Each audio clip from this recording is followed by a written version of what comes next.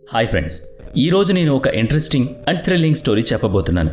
అదేంటంటే ఒక మనిషి యొక్క గుహలో 27 గంటల పాటు ఉండిపోయాడు. అతన్ని రక్షించడానికి చాలా ప్రయత్నాలు జరిగాయి. కానీ దాని తర్వాత ఏం జరిగిందో మీకు తెలిస్తే వణికిపోతారు, కృంగిపోతారు. ఒకవేళ నిజంగా మీరు వీక్ హార్ట్ అయితే ఈ వీడియోని స్కిప్ చేసేయండి. ఇక ఈ కథ పేరు నట్టపట్టి గుహల కథ. అది 2009 నవంబర్ 24. 26 ఏళ్ల జాన్ ఎడ్వర్డ్ అనే యువకుడు తనకు కాలేజీ సెలవులు రావడంతో అమెరికాలోని యోటా నగరంలో ఉన్న తన ఇంటికి వెళతాడు. ఆ తర్వాత జాన్ పేరెంట్స్ తన్ని వెంట పెట్టుకుని వెకేషన్స్కి వెళ్దామనుకుంటారు. ఇంతకీ వాళ్ళు ఎక్కడికి వెళ్లాలనుకుంటారంటే అత్యంత భయంకరమైన నట్టిపట్టి గుహలు ఎక్స్ప్లోర్ చేయడానికి. అంతా కలిసి నవంబర్ 24 రాత్రి 8 గంటలకి నట్టిపట్టి గుహలను చూసుకొని కొన్ని గంటల తర్వాత తిరిగి ఇంటికి వచ్చేద్దామనుకుంటారు. అది వాళ్ళ ప్లాన్. అయితే అక్కడ జరగబోయేదాన్ని కల్లో కూడా వాళ్ళు ఊహించలేదు. జాన్ అతని తమ్ముడితో కలిసి చిన్నప్పుడు చేసిన ఏదో కొద్దిపాటి కేవింగ్ ఎక్స్పీరియన్స్ తప్ప ఈ గుహలకు ఎప్పుడు వెళ్ళలేదు. అదే మొదటిసారి. ఈ గుహల్లో బర్త్ కెనాల్ అని చెప్పబడే ఒక ఛాలెంజింగ్ సెక్షన్ ఉంది. ఇది చాలా నేరోగా, టైట్గా ఉంటుంది. అందువల్ల ఎంతో ఎక్స్పీరియన్స్ ఉంటే తప్ప దీంట్లోంచి బయటపడలేం. ఒకవేళ అక్కడ ఇరుక్కుంటే వాళ్ళని రక్షించాలంటే రెస్క్యూ టీం రావాల్సిందే. అందువల్ల ఎన్నో సంవత్సరాల క్రితమే ఈ గుహలను మూసేశారు. అయితే దీన్ని 2009లో కొన్ని కొత్త రూల్స్ పెట్టి తిరిగి రీఓపెన్ చేశారు. ఆ రూల్స్ ఏంటంటే 21 రోజుల ముందు అక్కడ అథారిటీస్ నుంచి పర్మిషన్ తీసుకోవాలి. రెండవది, ప్రతి గ్రూప్లోనూ 2 ఎక్స్పీరియన్స్ కేవర్స్ ఉండాలి. జాన్కు అలాగే 13 ఏళ్ల అతని తమ్ముడికి చిన్నప్పుడు ఉన్న ఎక్స్పీరియన్స్తో అందులోకి వెళ్ళడానికి పర్మిషన్ దొరుకుతుంది. మొత్తం ఫ్యామిలీ కలిసి కేవలం 30 అంగుళాల సైజు ఉన్న నట్టిపట్టి కేవ్స్ ఎంట్రన్స్ దగ్గరికి చేరుకుంటారు. 24 నవంబర్ రాత్రి 8 గంటలకి మొత్తం గ్రూప్ అంతా ఆ కేవ్స్లోకి ప్రవేశిస్తుంది. మొదట 1 గంట సమయం చాలా బాగా గడుస్తుంది. అందరూ చాలా కాన్ఫిడెంట్గా ముందుకు వెళ్తారు. జాన్ అతని తమ్ముడు జాస్ వాళ్ళిద్దరు స్నేహితులతో కలిసి బిగ్ స్లైడ్ అనే చోట ఆగిపోతాడు. వాళ్ళు మ్యాప్ చూసి డిస్కస్ చేసుకుని ఆ గుహలో డీపెస్ట్ సెక్షన్లో చాలా టైట్గా ఉండి అక్కడ ఉండిపోతారు. ఇదొక లాంగ్ టైట్ ప్యాసేజ్ అని, దాన్ని క్రాస్ చేసిన తర్వాత ఇంకొక పొడవైన టైట్ ప్యాసేజ్ వస్తుందని, దాన్ని కూడా క్రాస్ చేస్తే చివర్లో ఒక చిన్న రూమ్ టర్న్ అవ్వడానికి ఉంటుంది. అక్కడి నుంచి తిరిగి వెనక్కి రావచ్చు. అయితే ఇది ఎంత టైట్ అంటే మంచి ఎక్స్పీరియన్స్ కేవర్స్ కూడా భయమేస్తుంది. జాన్ అతని చిన్న తమ్ముడు బర్త్ కెనాల్ లోపలికి వెళతారు. అయితే వాళ్ళు అనుకున్నట్లుగా వాళ్ళు బర్త్ కెనాల్ కాకుండా దారి తప్పి వారికి ఏమాత్రం తెలియని వేరే కెనాల్ లోపలికి ఎంటర్ అయిపోతారు. జాన్ చాలా హెల్దీగా ఉండడంతో అతని బాడీని డిఫరెంట్ ఓరియంటేషన్లో కదుపుతూ ఎన్నో హర్డిల్స్ దాటుకుంటూ 15 అడుగుల ముందుకు వెళ్తాడు. ఇంకా ముందుకు వెళుతుండగా ఆ ప్యాసేజ్ ఇంకా టైట్ అవుతూ వస్తుంది. అయితే జాన్ బర్త్ కెనాల్లో ఉన్నానని, దీని ఎండ్కి వెళితే అక్కడ టర్న్ అవ్వడానికి చిన్న రూమ్ దొరుకుతుందని అనుకుని ముందుకు వెళతాడు.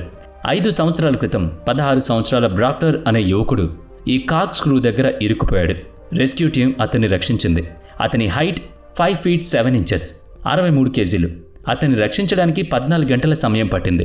జాన్ 6 అడుగుల పొడవు, 90 kgs వెయిట్ ఉంటాడు. మరి ఇతని పరిస్థితి ఏంటి? అయితే ఒక చోట చాలా స్పీడ్గా జారి కింద పడతాడు. వెంటనే తన వైపు రావద్దని తమ్ముడిని హెచ్చరిస్తాడు. జాన్ హెడ్ ల్యాంప్ వెలుగులో ఒక చిన్న కన్నం చూసి చివరికి చేరుకుంటాననే ఆశతో ఆ కన్నంలోంచి ముందుకు వెళతాడు. అతను అనుకున్నట్లు ముందు ఓపెన్ దొరకదు. అక్కడితో ఆ దారి క్లోజ్ అవుతుంది. అలా తల కిందికి కాళ్ళు పైకి 70 degrees యాంగిల్లో అతను ఇరుక్కుపోతాడు.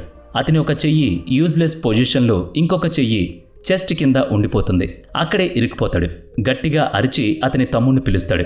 జాన్ అతని దగ్గరికి వెళ్ళి అతని కాళ్లతో జాన్ కాళ్ళని పట్టుకుని పైకి లాగడానికి ప్రయత్నిస్తాడు. కానీ అతన్ని బయటికి లాగడం అసాధ్యం. అప్పుడు జాన్ వెనక్కి వచ్చి రెస్క్యూ టీం సహాయాన్ని కోరతాడు. జాన్ అప్ అండ్ డౌన్లో ఉండడంతో మహా అయితే ఒక 10 గంటలు మాత్రమే బ్రతకగలడని రెస్క్యూ టీం డాక్టర్ చెప్తాడు.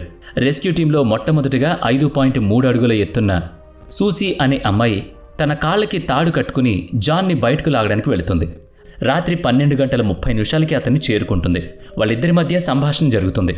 Hi John, my name is Susie, how it's going అని ఆమె అడుగుతుంది. కానీ అక్కడ ఏమీ సవ్యంగా లేదని అతను జవాబిస్తాడు. Don't worry John, you are going to be out of. ఇలా వాళ్ళిద్దరి మధ్య ధైర్యాన్నిచ్చే మాటలు నడుస్తూ ఉంటాయి. ఆమె అక్కడకు రావడం చూసి జాన్ అక్కడి నుంచి త్వరగా బయటపడతానని అనుకున్నాడు. సూసీ తాడుతో జాన్ కాళ్ళని కట్టి లాగడానికి ప్రయత్నిస్తుంది. కానీ ఎఫెక్టివ్గా లాగలేకపోతుంది. ఆమె చేయాల్సిన ప్రయత్నం అంతా చేస్తుంది. కానీ 2 గంటల్లో ఆమె కూడా ఫ్రస్ట్రేట్ అయి ఆమె కూడా బయటకు వెళుతుంది.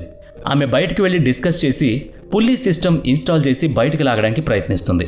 జాన్ తలక్రిందులుగా ఇరుక్కుపోయి ఆ రాత్రంతా గడపాల్సి వచ్చింది.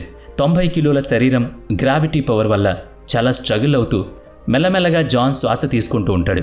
జాన్ని అలాంటి స్థితిలో చూడడం ఆ ఫ్యామిలీకి ఎంతో బాధాకరం. కానీ తప్పదు. ఇక రియాన్ అనే రెస్క్యూవర్ గుహలో జాన్ దగ్గరకు వెళ్ళి హౌ ఆర్ యూ జాన్ అని అడుగుతాడు. జాన్ పరిస్థితి బాలేదని చెప్పడంతో అందరూ కూడా కొద్దిగా కంగారు పడతారు. రియాన్ జాన్తో ఐ కాంటాక్ట్లోకి వచ్చి అతనికి తాగడానికి ఎనర్జీ డ్రింక్స్ ఇస్తాడు. అప్పటికి జాన్ లోపల చిక్కుకుని 19 గంటలు అవుతుంది. ఏదోలా బయటికి లాగుదాం అనుకున్నప్పుడు జాన్ కాళ్ళు పైన సీలింగ్కి టచ్ అవుతూ ఉంటాయి. అందువల్ల ఆ లాగడం అనేది కూడా చాలా ఇబ్బంది. అలా చేసే ప్రయత్నంలో అందులో ఒక రాయి రియాన్ తలకు తగిలి రియాన్ స్పృహ తప్పిపోతాడు. అప్పటికి కొంతవరకు పైకొచ్చిన జాన్ తిరిగి ఆ గోతిలో చిక్కుకుని ఎటువంటి మొమెంటం లేకుండా పడి ఉంటాడు. రియాన్కి స్పృహ వచ్చేసరికి అతని తల నుంచి రక్తం కారుతూ ఉంటుంది. అతను కన్ఫ్యూజ్ అయి ఉన్నందున అతన్ని బయటకు తీసి హాస్పిటల్లో అడ్మిట్ చేస్తారు. ఇక ఆ తర్వాత అతని ప్లేస్లో జాన్ని బయటకు తీసుకురావడానికి అతని తండ్రి దేవ్ కేవ్లోకి వెళ్తాడు. ఆ విరిగిపోయిన పుల్లీ సిస్టమ్ ఇన్స్టాల్ చేయడానికి ఇంకొక గంట పడుతుంది. దేవ్ జాన్ కాళ్ళకి తాడు కట్టడానికి ప్రయత్నిస్తాడు. దేవ్ అక్కడ ఉన్న సమయంలో జాన్ నుంచి ఎటువంటి రెస్పాన్స్ ఉండదు. ఈ ఆపరేషన్లో జాన్ హెల్ప్ చేయకపోతే సక్సెస్ కాదు. ఆ ప్రయత్నంలో ఎవరైనా అక్కడ చిక్కుకుపోతారు. ఇంకా అతను కూడా అలసిపోయి బయటకు తిరిగి వస్తాడు. అప్పుడు బ్రాండన్ అనే రెస్క్యూవర్ గుహ లోపలికి వెళ్ళి జాన్ పరిస్థితిని చూస్తాడు. కొన్ని గంటల క్రితం వరకు కనీసం శ్వాస తీసుకునే సౌండ్ వస్తూ ఉండేది. ఇప్పుడు అది కూడా రావడం లేదు. రెస్క్యూవర్స్ గ్రూప్గా ఏర్పడి డిస్కస్ చేసి ఒక మెడికల్ ప్రొసీజర్ ఫాలో అవుతారు. జాన్ బ్రతికున్నాడా లేదా అన్నది తెలుసుకోవాలని నిర్ణయించుకుంటారు. మెడికల్ ప్రొఫెషనల్ జాన్ చనిపోయాడని కన్ఫర్మ్ చేస్తారు. నవంబర్ 25 రాత్రి 11:56 జాన్ ఎడ్వర్డ్ చనిపోయాడనే విషయం అఫీషియల్గా అనౌన్స్ అవుతుంది. సో ఇలాంటి కేవ్స్ అలాగే గుహలోకి వెళ్ళినప్పుడు మీకు ఎక్స్పీరియన్స్ ఉన్నా లేకపోయినా తగినన్ని జాగ్రత్తలు తీసుకుని రిస్క్ లేని ప్లేస్లోకి మాత్రమే వెళ్ళండి.